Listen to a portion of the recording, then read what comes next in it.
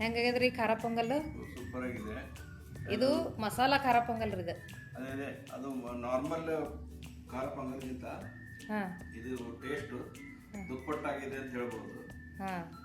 ಈಗ ಚಟ್ನಿ ಜೊತೆ ಸ್ವಲ್ಪ ತಿಂದು ನೋಡ್ತೀನಿ. ಸಿಹಿ ಕಹಿ ಚಂದ್ರು ಅವ್ರ ಥರ ಹೇಳ್ರಿ. ಇಲ್ಲ, ತುಂಬ ಚೆನ್ನಾಗಿದೆ.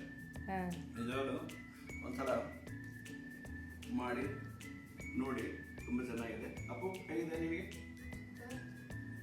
ಸೂಪರ್ ಆಗ್ಯದಲ್ಲಪ್ಪ. ಹೆಲ್ದಿನೂ ಕೂಡ ಇದು. ಯಾಕಂದ್ರೆ ಇದಕ್ಕೆ ಎಣ್ಣೆ ಬಳಸಿಲ್ಲ, ತುಪ್ಪ ಹಾಕಿ ಮತ್ತು ತರಕಾರಿ ಹಾಕಿ ಹೆಸರು ಬೇಳೆ ಇದೆಲ್ಲ ಹೆಲ್ತಿಗೆ ಒಳ್ಳೇದು. ಚಟ್ನಿ ಜೊತೆ ಮಿಕ್ಸ್ ಮಾಡ್ತೀನಿ ನೋಡಪ್ಪ, ಹೆಂಗದ? ಸೂಪರ್ ಆಗ್ಯದಲ್ಲ. ಎಂಜಾಯ್ ಮಾಡ್ರಿ. ನಮಸ್ಕಾರ, ಪಾಕಶಾಸ್ತ್ರ ಚಾನಲ್ಗೆ ಸ್ವಾಗತ. ನಾನು ಸುರೇಖಾ ತಾಳ್ವಾರ್. ಇವತ್ತು ನಾನೊಂದು ಮಸಾಲಾ ಖಾರ ಪೊಂಗಲ್ ಮಾಡ್ತಾ ಇದ್ದೀನಿ. ಇದಕ್ಕೆ ಏನೇನು ಸಾಮಗ್ರಿಗಳು ತಗೊಂಡಿದ್ದೀನಿ ಅಂತ ಬನ್ನಿ ಇವಾಗ ತೋರಿಸ್ತೀನಿ.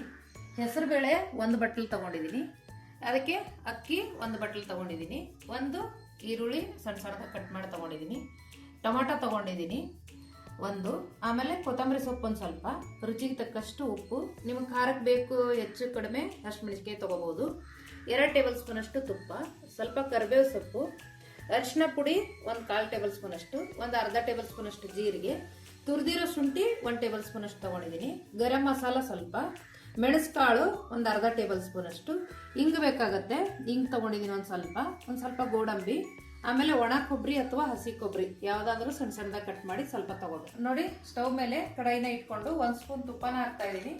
ಮೊದಲಿಗೆ ಗೋಡಂಬಿ ಹುರ್ಕೊಂಡು ಅದರಲ್ಲೇ ನಾನು ಹೆಸರು ಬೇಳೆನ ಹುರಿತಾ ಇದ್ದೀನಿ. ಗೋಡಂಬಿ ಹಾಕ್ತಾ ಇದ್ದೀನಿ ನೋಡಿ.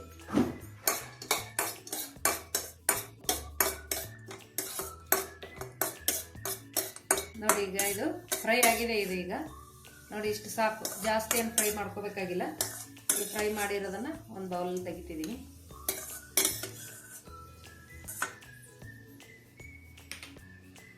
ನೋಡಿ, ನಾನು ಇದಕ್ಕೆ ಈಗ ಹೆಸರು ಬೇಳೆನ ಹುರಿತಿದ್ದೀನಿ.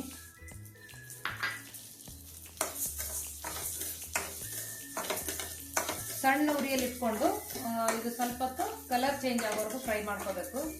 ಈ ಹೆಸರು ಬೇಳೆ ಹಾಗೆ ಹಾಕೋದ್ಕಿಂತಲೂ ನಾವು ಈ ಥರ ಹುರಿದು ಬಿಟ್ಟು ಹಾಕೋದ್ರಿಂದ ಟೇಸ್ಟ್ ತುಂಬಾನೇ ಚೆನ್ನಾಗಿ ಬರುತ್ತೆ. ನೋಡಿ, ಈಗ ಹುರಿದಾಯ್ತು. ಇದು ಸಹ ಸ್ವಲ್ಪ ಕಲರ್ ಚೇಂಜ್ ಆಗಿದೆ.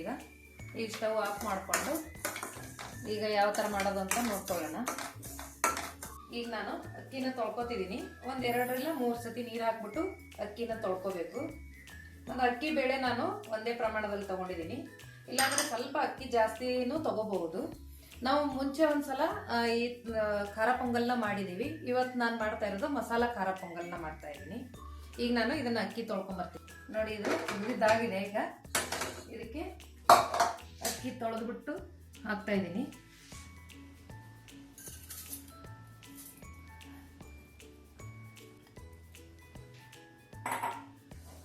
ಆಮೇಲೆ ಆಗ್ಲೇ ಹುರ್ಕೊಂಡಿರೋ ಹೆಸರು ಬೇಳೆ ಕೂಡ ಇದಕ್ಕೆ ಹಾಕೋಬೇಕು. ಈಗ ನಾನು ನಿಮಗೆ ಇದ್ರದ್ದು ಕರೆಕ್ಟ್ ಮೆಜರ್ಮೆಂಟ್ ಹೇಳ್ತೀನಿ. 1 ಬಟ್ಲು ನಾನು ಹೆಸರು ಬೇಳೆ ತಗೊಂಡಿದ್ದೀನಿ, 1 ಬಟ್ಲು ಅಕ್ಕಿ ತಗೊಂಡಿದ್ದೀನಿ. ಇದಕ್ಕೆ ನಾವು 1 ಬಟ್ಲಿಗೆ 3 ಬಟ್ಲಂತೆ 6 ಬಟ್ಲನ್ನ ನೀರು ಹಾಕಬೇಕು. ನೋಡಿ, ನಾನು 6 ಬಟ್ಲು ನೀರು ಹಾಕ್ತಿದ್ದೀನಿ. ಇದು ಕರೆಕ್ಟ್ ಮೆಜರ್ಮೆಂಟ್. ಇದಕ್ಕೆ 2 3 4 5 6 ಬಟ್ಲು ನೀರು ಹಾಕೊಂಡ್ರೆ ಇದಕ್ಕೆ ಸ್ವಲ್ಪ ತೆಳುಬೇಕಾಗತ್ತೆ. ಹಾಗಾಗಿ ಸ್ವಲ್ಪ ನೀರು ಜಾಸ್ತಿನೇ ಬೇಕು. 6 ಬಟ್ಲು ನೀರು ಹಾಕಿದ್ದೀನಿ. 1 ಬಟ್ಲು ಅಕ್ಕಿ, 1 ಬಟ್ಲು ಹೆಸರು ಬೇಳೆಗೆ. ಸ್ವಲ್ಪ ನಾನೀಗ ಇದಕ್ಕೆ ಅರಿಶಿನ ಪುಡಿನ ಹಾಕ್ತಾ ಇದ್ದೀನಿ. ಮತ್ತೆ ಒಂದು ಸ್ವಲ್ಪ ಉಪ್ಪು ಹಾಕಬೇಕು. ಆಮೇಲೆ ಒಂದು ಸ್ವಲ್ಪ ತುಪ್ಪನ ಹಾಕ್ಬಿಟ್ಟು ಇದು ಬೇಯಿಸೋದಕ್ಕೆ ಇಡಬೇಕು. 3 ವಿಜಿಲ್ ಬರೋವರೆಗೂ ಇದನ್ನ ಚೆನ್ನಾಗಿ ಬೇಯಿಸ್ಕೋಬೇಕಾಗತ್ತೆ. ಇದು 3 ವಿಜಿಲ್ ಬರಲಿ. ಒಗ್ಗರಣೆ ಯಾವ ತರ ಮಾಡೋದಂತ ನೋಡ್ಕೊಳ್ಳೋಣ.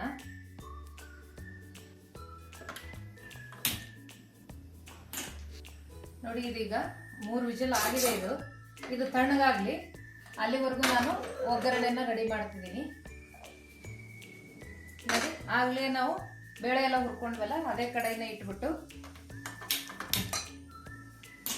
ಇದಕ್ಕೆ ತುಪ್ಪನ ಹಾಕ್ತಾ ಇದ್ದೀನಿ. ತುಪ್ಪ ಇಲ್ಲ ಅಂದ್ರೆ ಎಣ್ಣೆ ಕೂಡ ಹಾಕಿ ಮಾಡಬಹುದು. ತುಪ್ಪ ಹಾಕಿದ್ರೆ ಟೇಸ್ಟ್ ಅಂತೂ ತುಂಬಾ ಚೆನ್ನಾಗಿರುತ್ತೆ. ಒಂದು ಅರ್ಧ ಟೇಬಲ್ ಸ್ಪೂನ್ ಅಥವಾ 1/4 ಟೇಬಲ್ ಸ್ಪೂನ್, ನೀವು ಖಾರ ಹೆಂಗ್ ಬೇಕೋ ಹೆಚ್ಚು ಕಡಿಮೆ ಹಾಕೋಬಹುದು, ಮೆಣಸುಕಾಳನ್ನ ಹಾಕ್ತಾ ಇದೀನಿ. ಮತ್ತೆ ಇದಕ್ಕೆ ನಾನೀಗ ಜೀರಿಗೆನ ಹಾಕ್ತಾ ಇದ್ದೀನಿ. ಆಮೇಲೆ ಒಣ ಕೊಬ್ಬರಿ ತಗೊಂಡಿದ್ದೀನಿ, ಅದನ್ನ ಹಾಕ್ತಾ ಇದ್ದೀನಿ. ಸ್ವಲ್ಪ ಕರಿಬೇವು ಮತ್ತೆ ಹಸಿಮೆಣಸಿನಕಾಯಿ ಇಷ್ಟನ್ನು ಹಾಕಿ ಇದು ಸ್ವಲ್ಪ ಹೊತ್ತು ಹುರ್ಕೋಬೇಕು.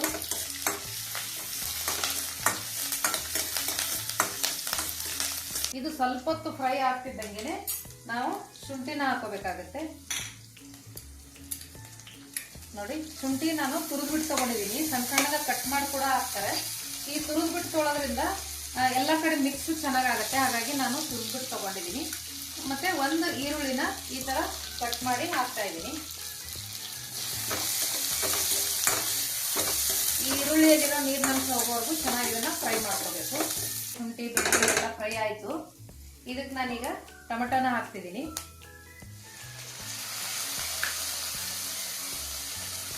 ಟೊಮೆಟೊ ಬೇಗ ಫ್ರೈ ಆಗಬೇಕು ಅಂದ್ರೆ ಸ್ವಲ್ಪ ನಾನು ಉಪ್ಪನ್ನ ಹಾಕ್ತಾ ಇದ್ದೀನಿ. ಇದಕ್ಕೆ ಸ್ವಲ್ಪ ಅರಿಶಿನ ಪುಡಿ ಹಾಕ್ತಾ ಇದ್ದೀನಿ. ಇದನ್ನೆಲ್ಲ ಮೆತ್ತಗಾಗುವವರೆಗೂ ಚೆನ್ನಾಗಿ ಇದನ್ನ ಫ್ರೈ ಮಾಡ್ಕೋಬೇಕು. ಇದು ನೋಡಿ, ಈಗ ಸ್ವಲ್ಪ ಟೊಮೆಟೊ ಎಲ್ಲ ಚೆನ್ನಾಗಿ ಫ್ರೈ ಆಗಿದೆ. ಇದು ಮಸಾಲ ಪೊಂಗಲ್ ಆಗಿರೋದ್ರಿಂದ ಇದಕ್ಕೆ ನಾನು ಸ್ವಲ್ಪ ಗರಂ ಮಸಾಲಾನ ಆ್ಯಡ್ ಮಾಡ್ತಿದ್ದೀನಿ. ನೋಡಿ, ಇದೆಲ್ಲ ಮಸಾಲೆ ಇದಕ್ಕೆ ರೆಡಿ ಆಯ್ತು. ಈಗ ಈ ಬೇಳೆ ಎಲ್ಲ ಬೆಂದಿದೆ ಅಂತ ನೋಡೋಣ. ಈಗ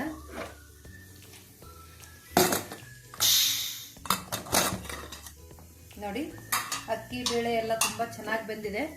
ಸ್ವಲ್ಪ ಇದು ಗಟ್ಟಿ ಬಂದಿದೆ. ಇನ್ನೊಂದು ಸ್ವಲ್ಪ ನಾವು ನೀರು ಮಿಕ್ಸ್ ಮಾಡ್ಕೋಬೇಕು. ಅಂದ್ರೆ ಇದಕ್ಕೆ ಬಿಸಿ ನೀರು ಮಾಡಿ ಮಿಕ್ಸ್ ಮಾಡ್ಕೋಬೇಕು. ಇದಕ್ಕೀಗ ನೋಡಿ, ಮಸಾಲೆ ಎಲ್ಲ ನಾನೀಗ ಇದಕ್ಕೆ ಹಾಕ್ತೀನಿ. ಹಾಕಿ ಇದೇ ಕಡಾಯಲ್ಲೇ ನಾವು ಬಿಸಿ ನೀರು ಮಾಡ್ಕೊಂಡ್ರೆ ಇರೋ ಮಸಾಲೆ ಎಲ್ಲ ಇದಕ್ಕೆ ಬಂದ್ಬಿಡುತ್ತೆ.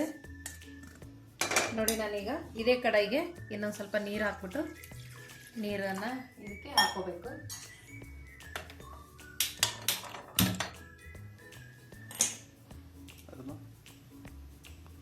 ಇದು ಬಿಸಿ ನೀರು ಚೆನ್ನಾಗಿ ಕುದೀತಾ ಇದೆ.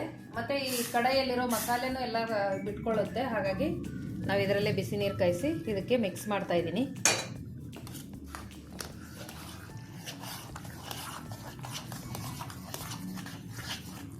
ನೋಡಿ, ಮಸಾಲ ಖಾರ ಪೊಂಗಲ್ ರೆಡಿ ಆಯಿತು. ಗಮ್ ಅಂತ ಇದೆ. ಈಗ ನಮ್ಮ ಯಜಮಾನ್ರು ಮತ್ತೆ ನನ್ನ ಮಗ ತಿಂದು ಟೇಸ್ಟ್ ಮಾಡಿ ಯಾವ ಥರ ಇದೆ ಅಂತ ಹೇಳ್ತಾರೆ. ಇದಕ್ಕೆ ಮೇಲೆ ನಾನೀಗ ಗೋಡಂಬಿ ಫ್ರೈ ಮಾಡಿ ಇಟ್ಕೊಂಡಿದ್ನಲ್ಲ ಅದನ್ನ ಹಾಕ್ತಾ ಇದ್ದೀನಿ. ಮತ್ತು ಕೊತ್ತಂಬರಿ ಸೊಪ್ಪನ್ನ ಈ ಥರ ಮೇಲೆ ಹಾಕಿದ್ರೆ ಗೋಡಂಬಿ ಕ್ರಿಸ್ಪಿಯಾಗಿರುತ್ತೆ, ಕೊತ್ತಂಬರಿ ಫ್ಲೇವರು ಚೆನ್ನಾಗಿರುತ್ತೆ. ಹಾಗಾಗಿ ಎಲ್ಲ ಮುಗಿದಾದ್ಮೇಲೆ ನಾವು ಇದಕ್ಕೆ ಗೋಡಂಬಿನೂ ಮತ್ತು ಕೊತ್ತಂಬರಿ ಸೊಪ್ಪು ಹಾಕೋಬೇಕು. ನೋಡಿ, ಮಸಾಲ ಖಾರ ಪೊಂಗಲ್ ರೆಡಿ ಆಯಿತು. ಟೇಸ್ಟ್ ಅಂತೂ ಸೂಪರ್ ಆಗಿರುತ್ತೆ.